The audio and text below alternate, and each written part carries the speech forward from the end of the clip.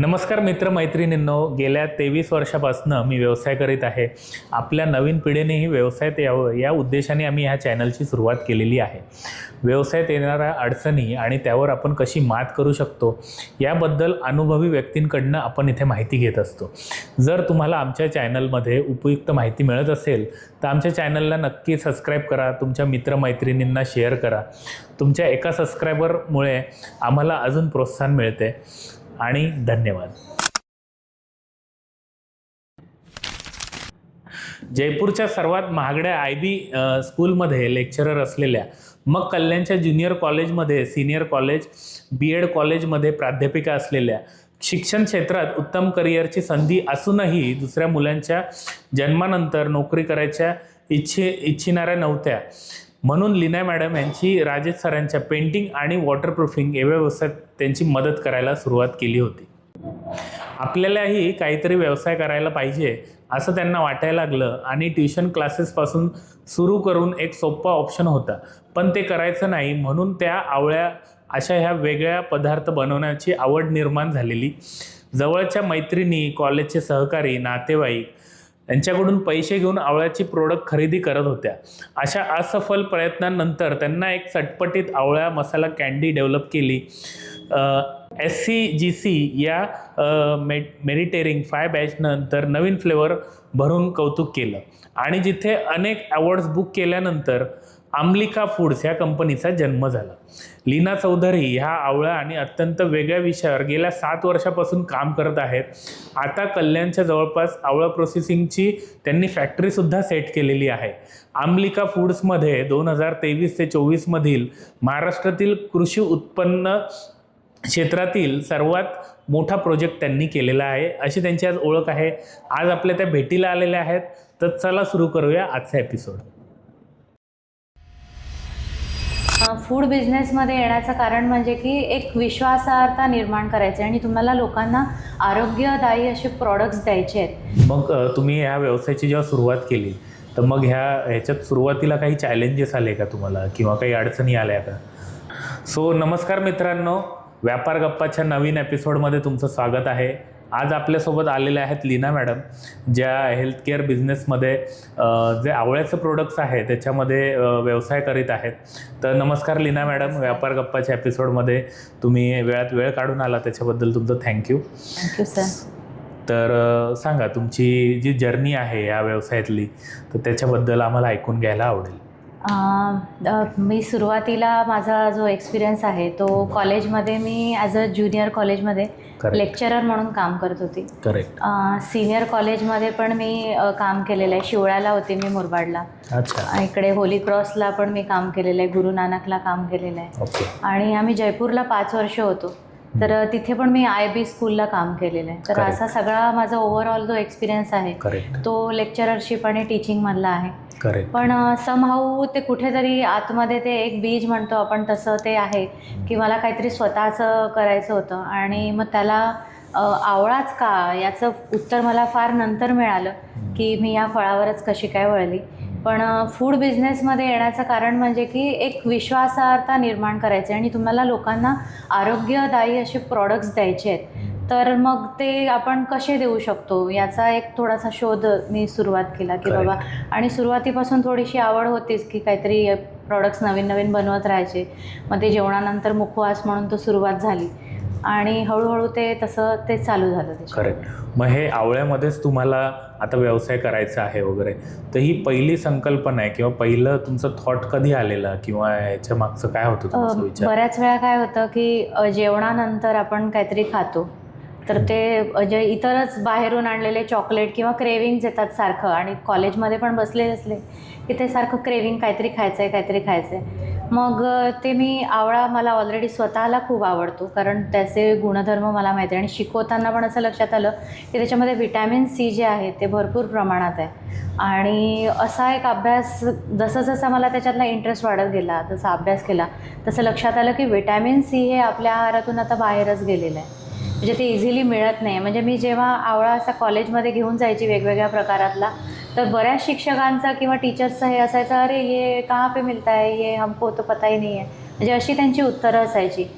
आणि हे आपल्या पूर्वजांपासून घरातच असायचं पहिले, पण आता हळूहळू ते वेळेअभावी ते घरातून बाहेर बाद झालेलं आहे. करेक्ट. तर त्याच्यामुळे मग मी थोडासा त्याच्यावर फोकस केला. आणि मध्ये मुलीला स्किनचा थोडासा काहीतरी पॅचेस असे आलेत, तर मग तेव्हा जिला डॉक्टरांकडे कन्सल्ट केलं आम्ही. त्यांनी ते क्रीम आणि ऑइंटमेंट आणि औषधं वगैरे दिली. सहज एक क्युरिओसिटी म्हणून माझ्या मिस्टरांनी ते बघितलं त्या ऑइंटमेंटवर, तर त्याच्यामध्ये कंटेंट होतं ते विटॅमिन सी एक्स्ट्रॅक्ट होतं. मग तेव्हा विचार केला की अरे, विटॅमिन सी एक्स्ट्रॅक्ट जर आहे, आपण ते बाहेरून लावतो आहे आणि निसर्गाने आपल्याला ऑलरेडी हे आवळ्याच्या स्त्रोतामध्ये दिलेलं आहे. तर मग आपण हेच जर आपल्या आहारात जर इन्क्लूड केलं तर त्याचा नक्कीच लोकांना फायदा होऊ शकतो. तर त्यामुळे मग ते थोडंसं अजून त्याला चालना मिळाली आणि त्या गोष्टी त्याच्या वाढत गेल्या. करेक्ट. सो आवळ्यामधून वेगवेगळे जे प्रोडक्ट्स आहेत त्याची निर्मिती करून त्याचा बिझनेस एक करावा, मग ही कल्पना कधीपासून तुम्हाला आली किंवा ह्याची सुरुवात कधीपासून झाली? काय होतं, कॉलेजमध्ये आता टिफिन खाल्ला त्याच्यानंतर बऱ्याच वेळा असं असतं की लेक्चरवरून आल्यानंतर गळा खूप सुकलेला असतो, पाणी सारखं प्यायचं किंवा काहीतरी खायचं, तर मग ते चॉकलेट बऱ्याच वेळा खाण्यात यायच्या. तर त्याच्यामुळे मग त्याला अल्टरनेटिव्ह काय, तर ते आवळा सुपारी किंवा असं आवळ्याचे पदार्थ मी न्यायची. तर ते बाकी टीचर्सला पण ते अरे चांगलं वाटतंय, खाल्लं की छान, गळ्याला पण छान वाटतंय आणि टेस्टी वाटतंय, असं ते सुरुवात झाली. आणि दुसरा एक ट्रिगर पॉईंट असा होता की माझ्या मुलीला थोडंसं स्किनला रॅश आलं. तर तिला डॉक्टरांकडे जेव्हा आम्ही कन्सल्ट केलं, त्यांनी ऑइंटमेंट्स आणि मेडिसिन्स दिले आणि मिस्टरांनी क्युरिओसिटी म्हणून ते फक्त ऑइंटमेंटवर बघितलं की काय एक्स्ट्रॅक्ट आहे याच्यामध्ये की स्किनसाठी, तर त्याच्यामध्ये विटॅमिन सी एक्स्ट्रॅक्ट होतं. मग तेव्हा एक ट्रिगर झालं की अरे, जर हे ऑइंटमेंट आपण एक्सटर्नली अप्लाय करतोय तर इंटरनली जर आपण ते घेतलं नॅचरली, जर जे निसर्गाने आपल्याला दिलं आहे, तर नक्कीच हे सगळ्या अशा येणाऱ्या फायदे होतील त्याचे. आणि त्याच्यामुळे मग त्याच्यावर मी काम करायला सुरुवात केली. करेक्ट. मग तुम्ही जो व्यवसायाची सुरुवात केली, मग याची सुरुवातीची इन्व्हेस्टमेंट आणि तो एक भाग आम्हाला ऐकायला आवडेल किंवा त्याच्याबद्दल मला सांगाल? सुरुवातीला इन्व्हेस्टमेंट म्हणजे मी पहिल्यांदा तर घरातूनच ते सगळं चालू केला, तो सेटअप जो होता माझा तो. तर त्याच्यामध्ये रॉ मटेरियल म्हणजे जो आवळा आहे तोच मार्केटमधून आणून, तर हार्डली मला एक 5-1 हजार त्याची इन्व्हेस्टमेंट माझी काहीतरी झाली असेल सगळे सुरुवातीला. कारण सगळं घरातच अवेलेबल होतं आणि फक्त ते बनवून हेच करायचं होतं आपल्याला. तर ती एक इन्व्हेस्टमेंट होती आणि हळूहळू मग त्याच्यामध्ये आपण वाढ करत गेलो. करेक्ट. मग तुम्ही जी सुरुवातीला आता हे 5,000ची समजा इन्व्हेस्टमेंट केलेली, ह्यातून किती प्रोडक्ट्स बनवलेले किंवा ह्याचं काय तुम्ही केलेलं ते? सुरुवातीला मी 7 प्रोडक्ट्स बनवलेले. तर त्याच्यामध्ये वेगवेगळे प्रोडक्ट्स म्हणजे कॅन्डी प्रकार होता. साधी कॅन्डी जी सर्व लोकांना माहिती आहे, आपण साखरेमध्ये डिप करून जी बनवतो, मग त्याच्यामध्ये व्हेरायटी आणल्या होत्या मी. की एक बीटरूट कॅन्डी, कारण असं एक लक्षात आलं होतं की बीटरूटमध्ये हिमोग्लोबिन स्त्रियांचं वाढतं. मग ते स्त्रिया किंवा लहान मुलं जनरली बीटरूट खात नाहीत, मग ती कसं मिळणार त्याचं कॉम्बिनेशन, म्हणून मग आवळा आणि बीटरूट अशी ती कॅन्डी होती. मसाला चटपटीत कॅन्डी, ज्यूस, सरबत, आवळा सुपारी, आवळा आलेपाक, असं तो 7 प्रोडक्ट्स माझे सुरुवातीचे होते. राईट. आणि मग आता हे तुम्ही जे प्रोडक्ट बनवले, मग ह्याच्यासाठी मग सुरुवातीचे कस्टमर वगैरे होते तुमचे, हे कसे तुम्हाला गेन झाले किंवा त्याच्याबद्दल तुम्ही कसं मार्केट केलं? सुरुवातीला तर कस्टमर म्हणजे माझे कॉलेजचे कलिग्सच होते, कारण ऑब्व्हियसली त्यांनी ते टेस्ट केलेलं होतं आणि त्यांना एक विश्वास होता माझ्यावर की अरे, लीना मॅडम बनवत आहेत आणि already tried and tested product होतं. त्याच्यामुळे मला ते वेगळा कस्टमर मला काही टॅप करायचाच नव्हता. त्यांनीच ती मला ऑर्डर दिली. म्हणजे मी जेव्हा निर्णय घेतला की आता मला कॉलेज करायचं नाही आहे, मी फुल फ्लेज फक्त व्यवसायातच करणार आहे आणि मला ह्याच फील्डमध्ये करायचं आहे, तर मला त्या लोकांनीच सपोर्ट केला होता की नाही, हमारी पहिली ऑर्डर म्हणून मला त्या सगळ्या लोकांनी अगदी 2-2 किलो 3-3 किलोच्या ऑर्डर्स माझ्या त्या होत्या. त्याच्याने मला एक माझा विश्वास वाढला आणि मला कॉन्फिडन्स पण मिळाला, अरे चला आपण करू शकतोय. म्हणजे आपले मित्र किंवा आपले लोक आपल्या पाठीशी असणं का आवश्यक असतं व्यवसाय करताना, ते फार महत्त्वाचं आहे. बरोबर. आणि दुसरं म्हणजे त्याच वेळेस जेव्हा मी सुरुवात केली त्यावेळेस एक आमच्या समाजाचा खानदेश फेस्टिवल असतो, तर तो त्यावेळेस साई चौकात होता. आणि माझे मिस्टर आहेत, त्यांचं वॉटरप्रूफिंगचं बिझनेस आहे, तर मग त्यांचा स्टॉल तिथे होता. मग ते जे आमचे सर आहेत त्यांना विचारलं की सर, म्हटलं हा स्टॉल फक्त इथे सगळ्या पेंटिंग्सच लागलेल्या आहेत, कारण सोसायटीचे सगळे बॅनर्स आणि ते होते. Correct. अख्खा टेबल खाली आहे, मी माझे प्रॉडक्ट्स ठेवू शकते का? म्हणे मॅडम स्टॉल तुमचा आहे, तुम्ही काही पण करा. करेक्ट. मग मी ट्रायल बेसवर फक्त त्या एक्झिबिशनसाठी छान मस्त प्रॉडक्ट्स तयार केले आणि तो माझ्यासाठी ब्रेक थ्रू होता की तिथून मला सेम डेला माझे सगळे ज्यूसच्या बॉटल सरबत सगळं फिनिश झालं, सेल झालेलं. Very good. ओके. आणि रिपीट ऑर्डर्स माझ्या तिथून सुरू झाले. करेक्ट. तर तो एक खूप माझ्यासाठी टर्निंग पॉईंट ठरलेला आणि तिथून मग विचार केला की नाही, आता पुढे जायचं, आता मागे नाही बघायचं. करेक्ट. मग तुम्ही ह्या व्यवसायाची जेव्हा सुरुवात केली तर मग ह्याच्यात सुरुवातीला काही चॅलेंजेस आले का तुम्हाला, किंवा काही अडचणी आल्या का, जे आपल्या नवीन समजा मुलांना, विद्यार्थ्यांना समजा ह्या बिझनेसमध्ये यायचं असेल तर त्याच्याबद्दल तुम्ही मला सांगाल का थोडं डिस्कशन? आवडेल. चॅलेंजेस तर भरपूरच येतात, म्हणजे कारण आता आपल्याला बॅकग्राऊंड नॉलेज नसतं. आपल्याला वाटतं की आपलं प्रॉडक्ट आहे म्हणजे खूपच चांगलं आहे आणि हे लोक घेणारच आहेत आणि विकल्याच जाणार आहे, हा आपला कॉन्फिडन्स असतो. पण जेव्हा आपण मार्केटमध्ये उतरतो ना, तर हा पहिला कॉन्फिडन्स आपला ब्रेक होतो. कारण जे 4 लोक तुम्हाला ओळखतात ते तुमचे एक फक्त की बाबा रिलेशन मेंटेन करायचेत म्हणून ते प्रॉडक्ट्स विकत घेत असतात. पण रियालिटीमध्ये काय होतं की तुम्हाला लोक ओळखत नाही आहे, तुम्हाला वाटतं की माझं प्रॉडक्ट चांगलं आहे, म्हणजे प्रत्येकाचं लेकरू चांगलंच वाटत असतं, तसं प्रत्येकाला आपलं प्रॉडक्ट चांगलंच वाटत असतं. पण त्यावेळेस तुम्हाला लोकांच्या गरजा काय आहेत, लोकांना काय हवं आहे, किंवा त्यांची मी काय समस्या सोडवते हे जर कळलं ना, तर मग ते प्रॉडक्ट तुम्हाला डेव्हलप करायला प्रॉब्लेम नाही. तर समस्या याच येतात की आपल्याला माहीत नसतं लोकांना नक्की काय हवं आहे. आपण घेऊन जातो एक्स प्रॉडक्ट आणि लोकांना ते प्रॉडक्ट नको असतं. तर त्याच्यामुळे पहिल्यांदा तर लोकांची गरजच समजून घेणं, आणि तुम्ही ज्या प्रॉडक्टवर काम करत आहात तर ते मार्केटमध्ये कसं अवेलेबल आहे, म्हणजे तुम्हाला इझिली अवेलेबल होणार आहे का, त्याचं ट्रान्सपोर्टेशन कॉस्ट तुम्ही कन्सिडर केलेली आहे का. म्हणजे समजा 11th आवरला तुम्हाला ऑर्डर आली आहे तर तुम्ही ती 12th म्हणजे त्यावेळेस ती डिलिव्हर करू शकणार आहात का. नाहीतर तिथेच तुमचा विश्वास ब्रेक होणार आहे की अरे मी ऑर्डर दिली आणि मॅडमने ती फुलफिल केली नाही. तर त्याच्यामुळे रॉ मटेरियल आहे, ट्रान्सपोर्ट आहे आणि तुमची ती कॅपॅसिटी आहे, तुम्ही ती देऊ शकणार आहात का. तर एक ह्या समस्या येतात, तर पहिले थोडासा याच्यावर पण विश्वास ठेवा. बरोबर. म्हणजे तुम्ही जेव्हा सुरुवातीला केलेला तेव्हा तुम्ही ह्या कॉस्टिंग ज्या आहेत त्यांचं म्हणजे ते कन्सिडर नव्हतं केलं असं बोलताय? म्हणजे ही चूक म्हणजे मी मान्य करेल की ह्या चुका माझ्याकडून झालेल्या सुरुवातीला. कारण आपण काय करतो की आता जसं माझा या व्यवसायामध्ये आवळा हा फळ घेतलं तर आवळ्याच्या प्राइजेस ज्या आहेत त्या व्हेरी होतात. कारण मुंबईमध्ये आवळा तुम्हाला 12 महिने मिळतो. करेक्ट. पण 12 महिने जेव्हा मिळतो ना, तर तो फक्त गुजरातमधून येत नाही, तर महाराष्ट्राच्या इतर भागातून येतो, UP-मधून येतो, MP-मधून येतो, मेहसाणा इथला येतो किंवा मद्रासचा येतो. मग जेव्हा जेव्हा तो आवळा येतो ना, तर त्याचे प्राइजेस लांबून आल्यामुळे तर ट्रान्सपोर्टेशन कॉस्ट ती व्हेरी होते. म्हणजे अगदी 30 रुपये किलोपासून 100 रुपये किलो, 150 रुपये किलो आवळासुद्धा जातो. बापरे. मग सीझन असेल तर तो तुम्ही, आणि असं आहे की पेरिशेबल फूड असल्यामुळे की तुम्हाला ते लगेच त्याला फिनिश प्रॉडक्टमध्ये कन्वर्ट करायचं आणि त्याला पण शेल्फ लाईफ आहे.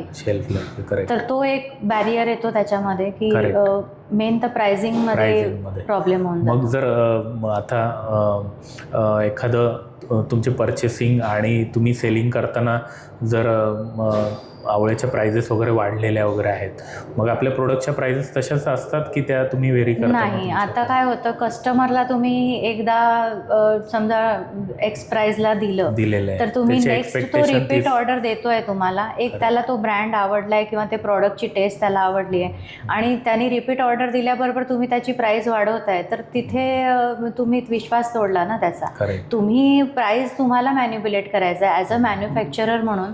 तुम्हाला ते प्राइसिंग सगळं माहिती पाहिजे आणि सुरुवातीला हे प्रॉब्लेम्स येतातच, कारण आपल्याला माहिती नसतं की प्राइसिंग कशी हे होते काय होते. आता इतके वर्ष गेल्यानंतर माझे वेंडर्स सेट आहेत, मला माहिती आहे कुठल्या सीझनमध्ये तो आवळाचा प्राइस स्टडी असते, किंवा मला जर 11th आवरला काही ऑर्डर आली तर ती कुठल्या वेंडरकडून कशी घ्यायची आहे, म्हणजे 200 किलो असो 500 किलो असो माझ्याकडे आवळा आता अवेलेबल होऊ शकतो.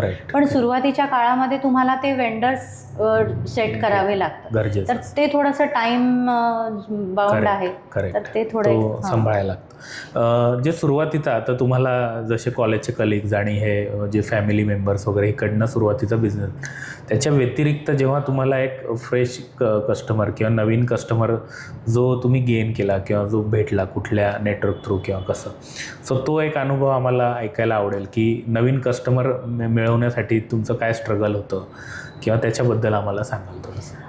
नवीन कस्टमर जसं मी तुम्हाला सांगितलं की एक्झिबिशन्स थ्रू जास्त रीच वाढतो लोकांचं सोबत, कारण आपण तिथे डायरेक्टली कनेक्ट होतो कस्टमरसोबत, कारण तिथे तुम्ही स्वतः तुमच्या प्रॉडक्टचे पॉझिटिव्ह पॉईंट्स आणि सगळं त्याचे बेनिफिट्स ग्राहकाला सांगत असतात की तू आता समजा आवळा ज्यूस घेतलास तर त्याचे तुझ्या शरीराला काय फायदे होणार आहे हे मी त्या कस्टमरला सांगत असते. आणि सांगताना माझा चेहरा असतो की हे माझं प्रॉडक्ट आहे, मी बनवलेलं आहे, मी ते कुठल्या कंडिशनमध्ये कसं बनवलेलं आहे सगळं मी त्याला एक्सप्लेन करू शकते. तर सुरुवातीच्या काळामध्ये कस्टमरशी डायरेक्ट कॉन्टॅक्ट असणं मला स्वतःला वाटतं की खूप जास्त गरजेचं आहे. ऑनलाईनमध्ये तो एक फील येत नाही, पण एक्झिबिशनमध्ये तो डायरेक्ट कनेक्ट होतो. तर अशाच एक्झिबिशन्स थ्रू मी माझे कस्टमर्स वाढलेले आहेत. आमच्याच समाजाचं लेवा भवनमध्ये जे एक्झिबिशन होतं तिथे त्या मॅडम आहेत, त्या रेग्युलरली म्हणजे आजसुद्धा त्या माझ्याकडून प्रॉडक्ट्स घेतात. समजा मी अवेलेबल नसेल तरी त्या रिक्वेस्ट टाकून ठेवतात की तू इकडे येणार असशील कधी तर मला पाठवून दे किंवा कुरिअर कर. तर एक ते बॉन्डिंग निर्माण झालेलं आहे ग्राहकांसोबत. करेक्ट. आता नवीन आपण सोशल मीडिया आणि ह्या गोष्टी बऱ्याचशा आता जे चलनात आलेल्या आहेत, तर मग इंस्टाग्राममुळे आपल्या बिझनेसला किती फायदा वगैरे होतो याबद्दल तुमचं काय मत आहे? इंस्टाग्राम आणि या सोशल मीडियामुळे तर डेफिनेटली फायदा होतो, कारण जेव्हा आपण एक्झिबिशन्स थ्रू आणि याच्या थ्रू करत असतो तर तेवढं आपला रीचच आपला तेवढा लिमिटेड असतो. पण इंस्टाग्राम आणि सोशल मीडिया म्हटलं तर त्याचा तुमचा वाईड रीच आहे. तर नक्कीच त्याच्यावरून म्हणजे माझ्याकडे आता पुणे किंवा चिखली किंवा यातलं आपलं नागपूर इथले सुद्धा ऑर्डर्स असतात, तर त्या पण आपण आता फुलफिल करू शकतो की तिथला कस्टमर आपला एक बेस तयार झालेला आहे. मध्ये दिवाळीमध्ये आपण जे गिफ्ट हॅम्पर्स वगैरे बनवले होते तर इन्स्टाला त्याच्या ॲड्स टाकलेल्या, फेसबुकला टाकलेल्या. तर दिवाळी गिफ्टिंगच्या ऑर्डर्स आपण राजस्थानमध्ये सुद्धा डिलिव्हर केलेल्या आहेत. स्कूलच्या टीचर्ससाठी त्यांना द्यायचे होते, तर प्रॉपर टीचरच्या घरीच आम्ही ते डिलिव्हर केले होते. करेक्ट. मग हे जे कॅम्पेन वगैरे म्हणजे तुम्ही जे इंस्टाग्रामवर फ्री ॲड्स वगैरे आपण करतो किंवा मग त्याच्याबद्दल थोडीशी माहिती द्याल का? कसं करता, म्हणजे तुम्ही ह्याच्यात फ्री ॲड करता, फक्त व्हिडिओ बनवता किंवा तुमचं सोशल मीडिया पेज आहे?